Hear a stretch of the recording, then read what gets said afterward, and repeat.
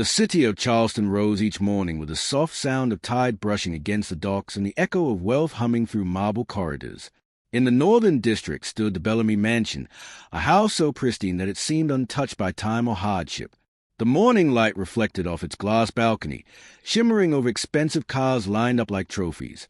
To the outside world, it was perfection, success incarnate. But inside those shining walls, something was dying. 18-year-old Nathan Bellamy, the only son of the millionaire industrialist Richard Bellamy, had not smiled in months. Once a healthy, athletic boy, captain of his school's rowing team, full of laughter and youth, Nathan now sat quietly in his room, watching the days fade into one another. He had lost weight, color, and the will to eat. His frame was fragile, his eyes sunken, as if life itself had been slipping away, quietly, day by day. Doctors came and went.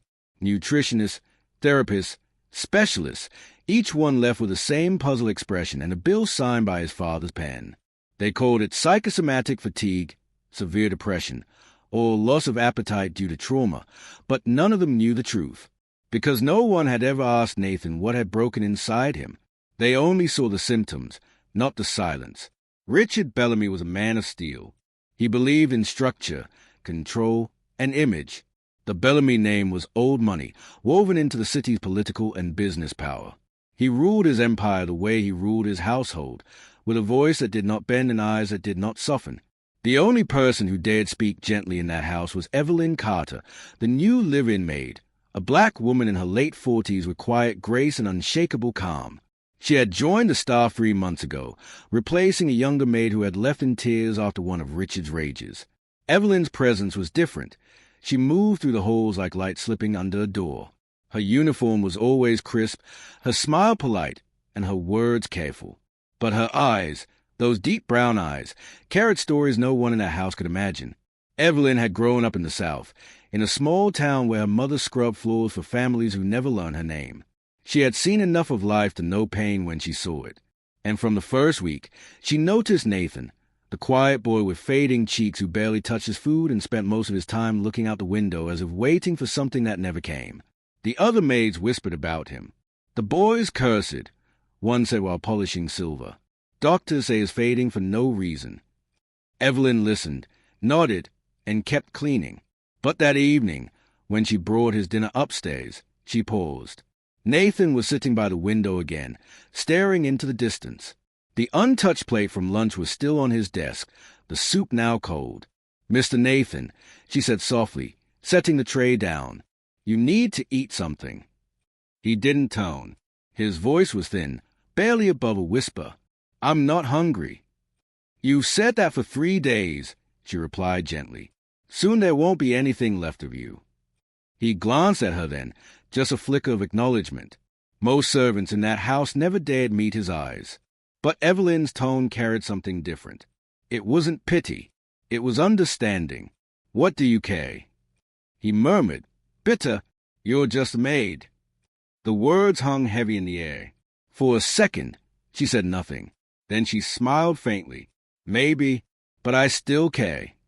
Nathan turned back to the window, but the corner of his mouth trembled, as if those words had touched something he didn't want to feel. The next morning, when Evelyn entered the kitchen, the chef was muttering to himself, "That boy's got every doctor in the city scratching their heads. Mr. Bellamy's furious. Wants results." Evelyn said nothing, but as she carried a breakfast tray upstairs, she added something small, a folded napkin with a quote her mother used to say, "Even a closed flower blooms when it's ready. Don't rush the sun." She didn't expect him to read it, but when she returned to collect the tray, she noticed something different. The note was gone, and the orange juice glass was half empty. Over the next few days, Evelyn watched carefully. Nathan remained withdrawn, but there was a shift, small, fragile, but real. When she entered, he didn't look through her as if she were invisible. He began to listen. One morning, she found him reading. Another day, she caught him humming under his breath. It was faint, like an echo of who he used to be. But not everyone appreciated her quiet influence. Mr. Bellamy noticed a change and grew suspicious. One evening, as he reviewed files in his study, he called her in. "Mrs. Carter," he said sharply, not looking up, You've been spending quite some time with my son. Yes, sir. Just bringing his meals, as I'm assigned. Meals, he repeated, eyes narrowing. And what else? Evelyn's hands tightened around the tray she held. Just words, sir. Sometimes words help. Richard's expression hardened. You are paid to clean, not to counsel. My son's condition requires medical treatment, not conversations. With respect, sir, Evelyn said quietly, sometimes a person needs more than medicine. His jaw tightened. Do not overstep, Mrs. Carter. You may go. She bowed her head and left, but her words lingered in the air long after the door closed. That night, Nathan overheard part of the exchange from the hallway.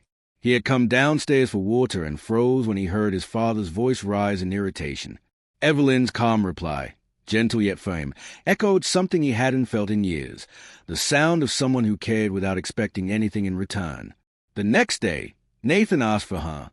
When Evelyn entered his room, he was sitting up in bed, something she hadn't seen in weeks. Did my father scold you because of me? He asked quietly. She gave a small smile. Don't you worry about that. I've been scolded by better men than him. Nathan let out a weak laugh, the first in months. It startled even him. Why do you even bother? He said after a moment. You don't know me. I don't have to, she said softly. Pain doesn't need a name to be recognized. That night, she brought him something different. Not food, but music. An old recording of gospel hymns from her church. Warm voices rising with faith and hope. She set it on the nightstand. When you can't sleep, let this sing for you, she said. He listened that night, quietly, under dim light. The songs were unfamiliar, but they carried a warmth he hadn't felt since his mother passed away 5 years ago. The house had gone cold ever since. The next morning, Evelyn found the breakfast tray empty. Every bite is gone. Downstairs, Richard noticed a difference too. His eating, he told his assistant with a tone of disbelief. What did they change in the prescription? But there was no new medicine, only Evelyn's patience. Over the next few weeks, Nathan began to gain weight again. His eyes no longer looked hollow. He walked around the garden in the mornings. He began painting again, something he hadn't done since childhood. Evelyn became a quiet constant in his days, not as a maid, but as a friend. But healing, as she knew, never comes without a storm. One afternoon, Richard returned home early. He walked into the garden and saw something that made his jaw clench. Evelyn sitting on the stone bench beside Nathan, both laughing at something she'd said. Nathan was sketching, sunlight warm on his face. For a moment, Richard didn't see his son recovering. He saw something else, something that challenged his pride. When Evelyn stood to leave, Richard's voice cut through the air. Mrs. Carter. Inside. Now. Nathan's smile faded instantly. The staff fell silent as Richard's voice thundered through the hall. He accused her of overstepping, of manipulating his son's emotions. He threatened to fire her on the spot. Evelyn stood still, calm, hands clasped before her. When he finally stopped, she said quietly, So, if my presence brings your son peace, why would you take that from him? Richard's eyes burnt with old wounds, pride, fear, and control. Because he doesn't need your kind of help, he snapped. The words hung in the air like poison. For the first time, Evelyn's eyes darkened with pain. My kind, she repeated softly. He didn't answer. The silence said enough. She lowered her gaze. Then I'll leave, sir. But you'll lose more than just a maid. And she did leave. That evening, bags packed, head held high. Nathan didn't know until the next morning when her voice didn't call his name at the door. He ran downstairs, heart pounding, and found her room empty. For the first time in months, he felt the weight of his own tears, real, heavy, human. The Bellamy mansion was quieter than usual that week. The kind of quiet that doesn't bring peace. It brings echoes. Every sound seemed to remind Nathan of what was missing. The mornings felt colder. The food is tasteless. Even the sunlight seemed duller through the glass walls. Evelyn Carter was gone. She had left without a goodbye, without a note. The other staff avoided Nathan's eyes when he asked where she went. One of the maids finally whispered. Mr. Bellamy told her not to come back. That was all she said, But it was enough. Nathan's chest tightened. He didn't shout, didn't cry. He simply walked upstairs, closed his door, and sat in silence for hours. He had learnt long ago that in that house, silence was safer than words. Richard Bellamy told himself he'd done the right thing. He convinced himself that he protected his son from undue influence. But something inside him was unsettled. In the evenings, when he passed Nathan's door, he heard nothing. No music, no laughter, no movement. The house had gone still again, like a graveyard made of glass and money. One evening, Richard called for the doctor. "Is regressing again," the man said gravely after examining Nathan. "Losing appetite. Rapid weight drop. It's psychological, Mr. Bellamy. There's something emotional at the root." Richard frowned. "We've treated him for that already." "Then maybe you treated the wrong thing," the doctor said softly. The word stung. That night, Richard sat in his study staring at an old family photograph, his late wife holding a small, smiling Nathan. He hadn't looked at that picture in years. It hurt too much. After she passed, he had buried himself in business, thinking wealth could fill the emptiness. But all it had done was isolate him and his son. Meanwhile, miles away, Evelyn sat in a small apartment above a laundromat, folding clothes while the hum of machines filled the air. Her hands worked automatically, but her mind wandered back to that house, to the boy who had finally started to smile again. She had seen the look in his eyes when he found meaning again, that fragile light that appears only when someone feels seen.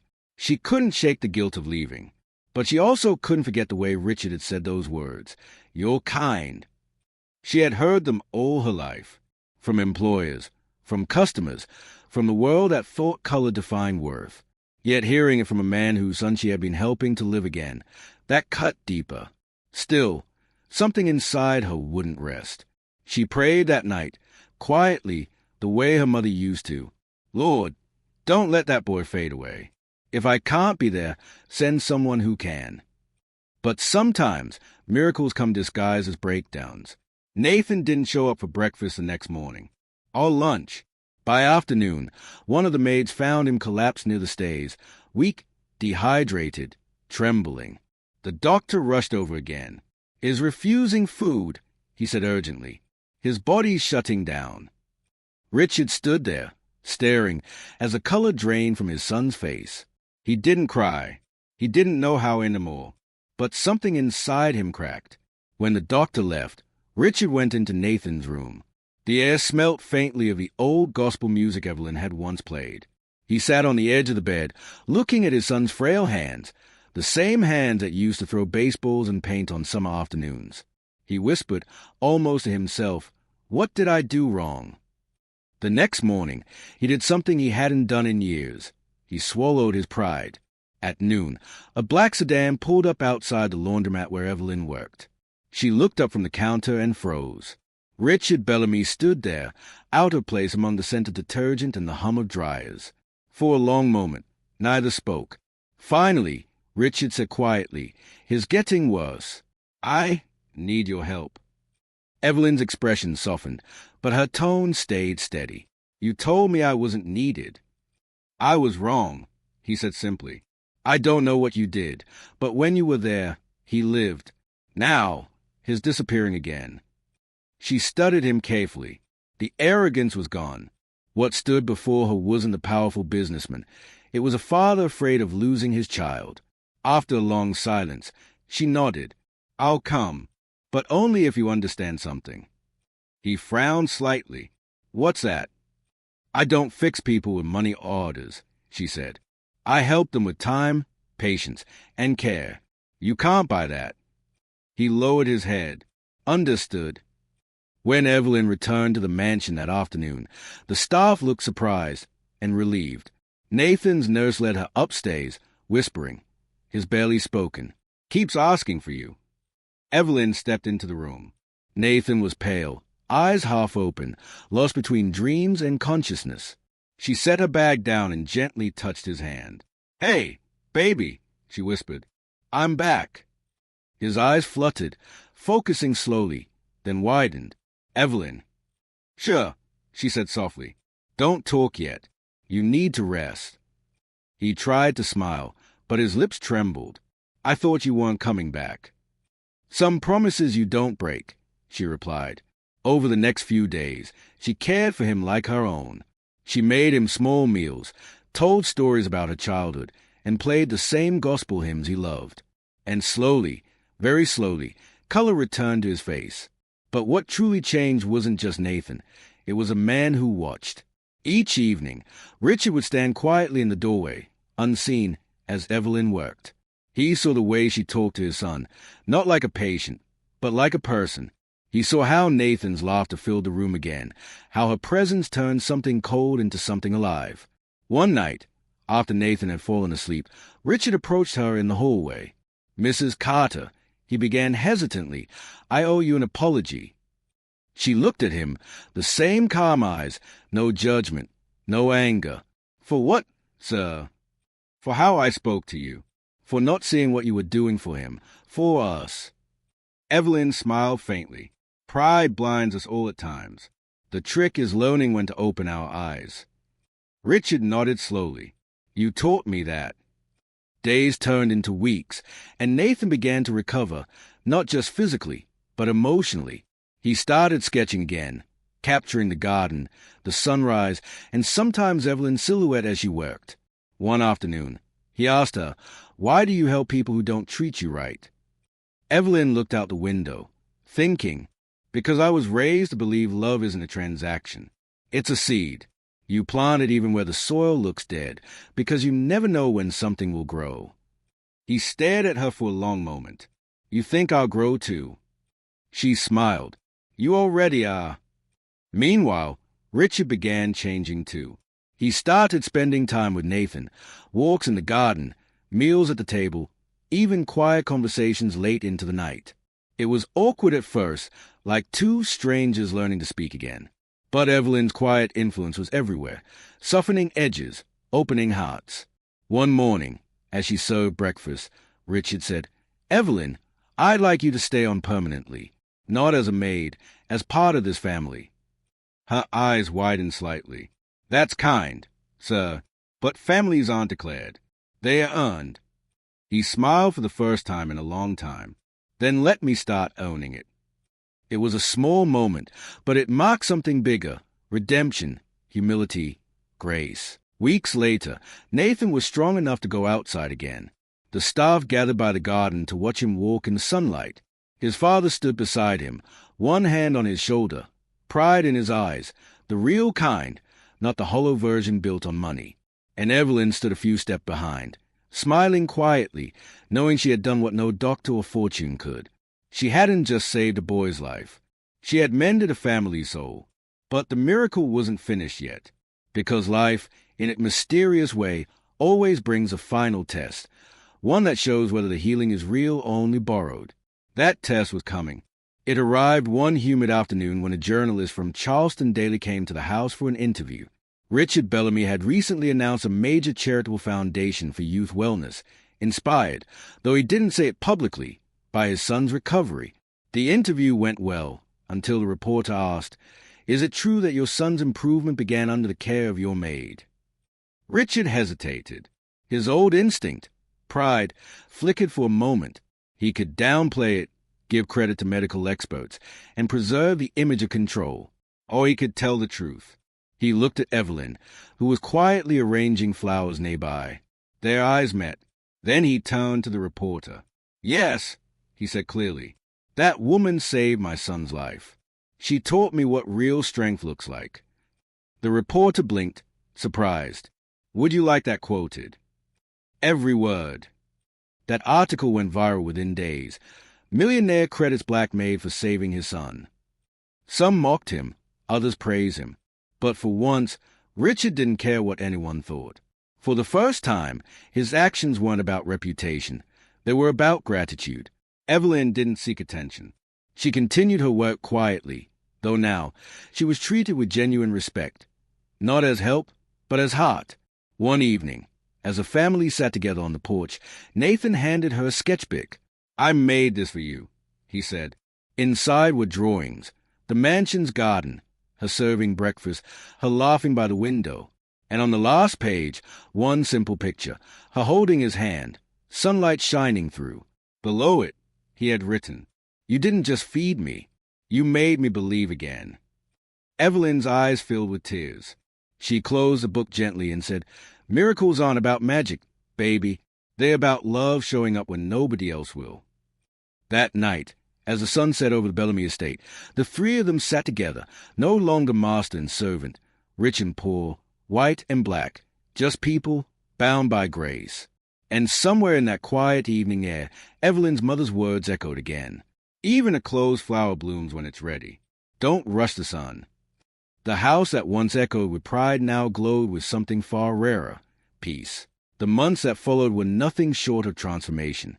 The Bellamy estate, once echoing with cold footsteps and quiet sorrow, now pulsed with a kind of warmth that money could never purchase.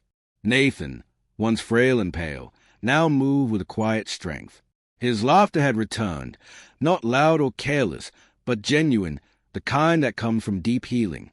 He spent his days painting in the garden or helping Evelyn prepare meals. Sometimes he'd sit by the kitchen window, sketching her hands as they moved gracefully from bowl to bowl. Richard, for his part, had changed too, though the world didn't see all of it. The man who once measured worth in wealth now measured it in moments. He took his son fishing, cooked breakfast for the staff on weekends, and even volunteered at the hospital's children's ward. He often said, "Evelyn showed me what real investment means, giving without expecting return." Evelyn watched all this quietly. She never sought credit. Her satisfaction came from seeing light where once there was darkness. Every time she heard Nathan's laughter, she whispered a quiet thank you to God. But stories like this, where healing touches pride, rarely end without another test. It was late autumn when the storm came. A tropical storm had swept up the coast, flooding parts of Charleston. The Bellamy estate sat high enough to avoid serious damage, but power lines fell, trees were uprooted, and one of the outer buildings caught fire. Nathan had been in that building, his art studio. By the time Evelyn realized what was happening, smoke was already curling up into the gray sky. Without hesitation, she ran toward the flames. The workers shouted after her, "Wait for the fire department." But she didn't stop. Inside, the air was thick with smoke. She could barely see, her lungs burnt, her heart pounded, but she kept calling out, "Nathan, baby, where are you?" A faint voice answered, "Evelyn." She followed it, stumbled, coughed, and found him crouched near a fallen beam, clutching his sketchbook. "Put that down," she shouted. "It's your drawings," he said weakly. She didn't hesitate. She wrapped her arms around him, pulling him free as debris crashed nearby. Together, they stumbled toward the doorway, just as another explosion of sparks sent flames crawling up the walls. Evelyn pushed him out the door first, shielding him with her body. They fell hard onto the wet grass, coughing and gasping for air. The next thing Nathan remembered was Richard's voice shouting, "Nathan, Evelyn." He ran toward them, falling to his knees beside them. His son's clothes were singed, but he was alive. Evelyn, however, wasn't moving. "Call the ambulance." Richard yelled, panic rising in his chest. She regained consciousness briefly, coughing. "He's safe," she whispered. "That's all that matters." Richard gripped her hand, tears streaming down his face. "No, you matter too. Don't you dare leave us now." When the paramedics arrived, Nathan refused to let go of her hand. They rode together to the hospital, the boy who once couldn't eat without her now refusing to breathe without her near. Hours passed. The doctors said Evelyn had severe smoke inhalation and burns on her arms, but she would recover. Nathan and Richard stayed by her bedside through the night. At dawn, she finally opened her eyes. Her voice was raspy but steady.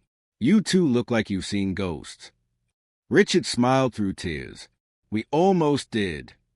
Nathan leaned forward, holding her hand. "You saved me again." She looked at him softly.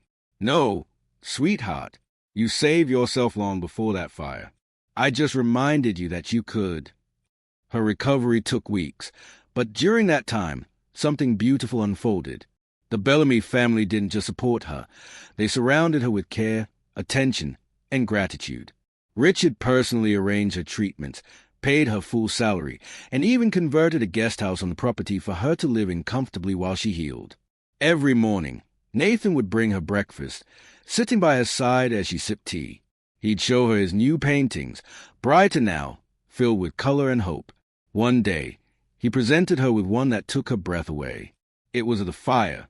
In it, she stood surrounded by flames, holding his hand, light radiating from her face, not from the fire, but from within. At the bottom, he had written, "The day you ran into the fire, you brought me out of the dark." Evelyn's eyes filled with tears. She touched his cheek. "That's the thing about miracles. Baby, they don't always come gentle. Sometimes they come through fire." Richard stood nearby, listening. His voice broke slightly as he said, "Evelyn, when I look back now, I realize I didn't just need you to help my son. I needed you to teach me how to live again." She smiled. "Life's funny that way, sir. God doesn't always send us what we want. He sends us what we need." Months later, when Evelyn was fully recovered, Richard gathered the family and staff together. There, in the mansion's main hall, the same place where he had once dismissed her, he made an announcement. "I once believed power came from control," he said. "But this woman showed me that power comes from compassion, from seeing the people who serve us not as hands, but as hearts." He turned to Evelyn. "From this day forward, this house, this family, will bear your name in gratitude. The new foundation we're starting will be called the Carter Foundation.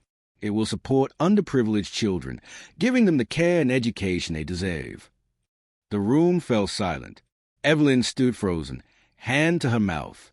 "Mr. Bellamy, I don't know what to say." "Say yes," he replied simply. Tears welled in her eyes. "Then yes." The news spread across Charleston and far beyond. The headline read, "Once a maid, now the heart of a legacy, the Carter Foundation born from a miracle." But fame was never Evelyn's goal. When asked for interviews, she always said the same thing. "I'm no miracle worker. I just showed love where it was missing." Years later, when Nathan graduated from art school, he dedicated his first exhibition to her. The gallery walls were filled with paintings of light, hope, and healing, and in the center hung one portrait that drew everyone's eyes, Evelyn, standing in sunlight, her eyes full of peace. At the opening, Nathan gave a short speech. He said, "When I was at my weakest, she fed me with kindness. When I was lost, she gave me direction. And when I thought miracles didn't exist, she became one." The audience stood and applauded. Evelyn, now older, smiled quietly from the front row, hands folded, eyes glistening. Afterward, Richard, now gray-haired but softer in spirit, stood beside her. "You changed 2 lives, Evelyn, and through this foundation, thousands more." She looked up at him. "Maybe that's what miracles really are, sir. Not just moments, but ripples." Outside, the evening sun cast a golden glow on the Bellamy estate. The garden, once a symbol of isolation, now bloomed with children playing, beneficiaries of the Carter Foundation. Laughter echoed across the lawns where once there was only silence. Evelyn walked slowly along the path, watching them. A small boy ran up to her, holding a flower. "Miss Evelyn, this is for you." She took it gently. "Why, thank you, baby." He smiled. "My mama says you help kids like me." Evelyn knelt, her eyes soft. "No, sweetheart, you help me. Every time I see you smile, I remember why I'm still here." As she rose, the wind carried the faintest whisper, her mother's voice again. "Even the smallest seed can grow into a tree that shelters many." She smiled, looking up at the sky. The Bellamy estate, once a monument to pride, had become a sanctuary of grace. And at its heart stood a woman who never saw herself as powerful, but whose strength changed everything she touched. Because sometimes miracles don't come from angels or magic. They come from human hands, brown and weathered, that keep giving love even when the world tries to take it away. And that love, unmeasured and unwavering, is what truly saves us all.